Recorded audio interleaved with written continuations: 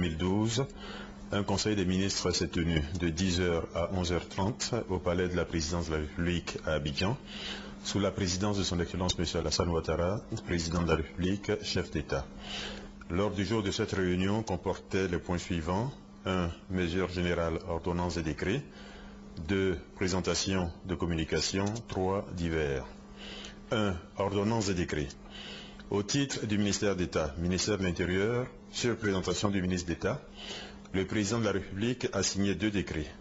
Le premier décret porte reconnaissance d'utilité publique des associations suivantes: Association ivoirienne pour le bien-être familial, AIBF, Fondation Children of Africa, Centre de solidarité action sociale et Fondation Benia International.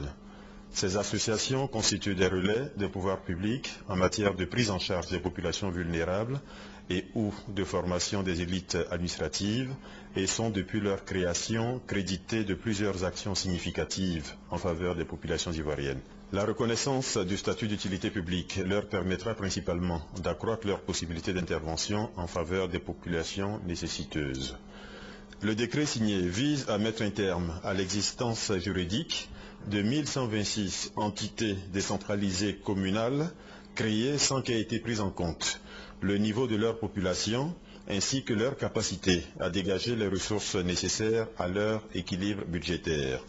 Les localités concernées sont source de conflits et de contestations de ressorts territoriaux, ne présentent pas de garantie de viabilité économique et le peu de ressources affectées à ces municipalités auraient été absorbées par les seuls frais de fonctionnement. La politique de décentralisation et de déconcentration de l'État se poursuivra via les régions, les districts et les communes déjà en activité. Des décisions de création de nouvelles communes pourront également être prises par le gouvernement sur la base de critères objectifs et après évaluation des capacités des localités concernées à assumer complètement ce statut. 2. Au titre du ministère de l'Économie et des Finances. Sur présentation du ministre, le président de la République a signé 2 décrets.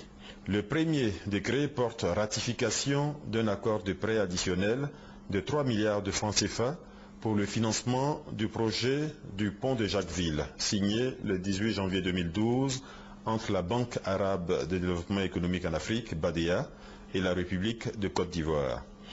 Le second décret porte ratification de l'accord de don d'un montant de 4 milliards de francs CFA du Fonds japonais de politique et de développement des ressources humaines relatif au financement du programme de productivité agricole en Afrique de l'Ouest. Cet accord de don a été conclu le 13 janvier 2012 entre l'Association internationale de développement AID et la République de Côte d'Ivoire. 3. Au titre du ministère de la Construction, de l'Assainissement et de l'Urbanisme, en liaison avec le ministère de l'Économie et des Finances. Sur présentation du ministre, le président de la République a signé 2 décrets.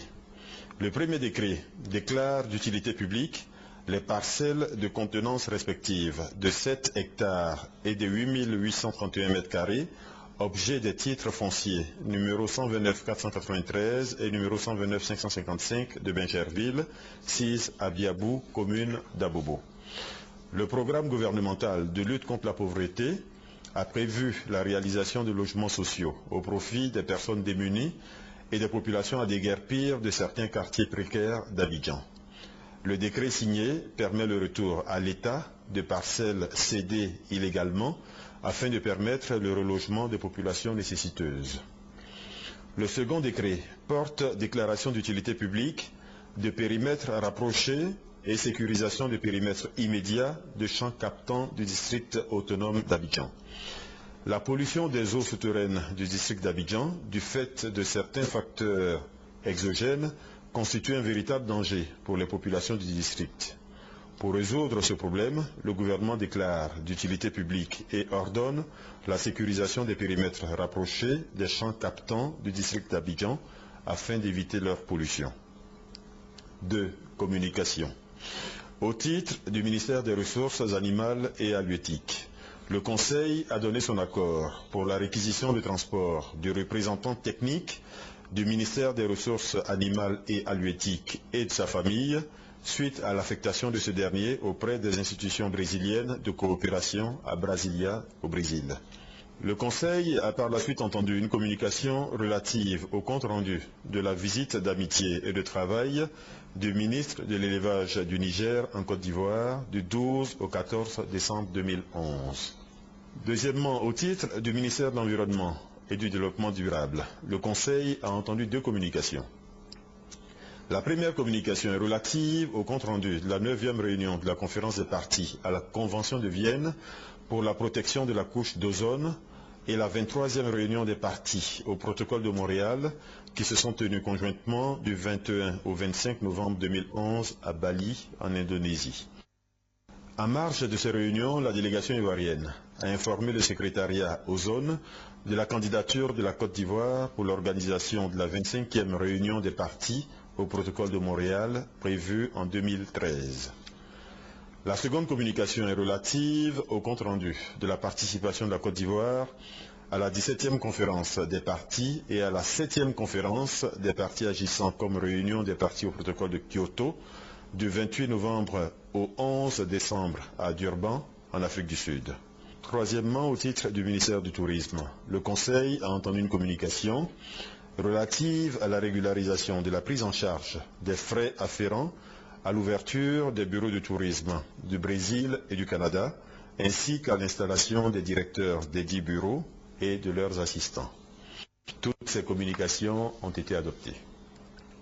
En point divers, la question de la cherté de la vie a été abordée par le Conseil, qui a décidé d'en faire un point spécifique de l'ordre du jour de sa prochaine réunion, prévue le mercredi 14 mars 2012.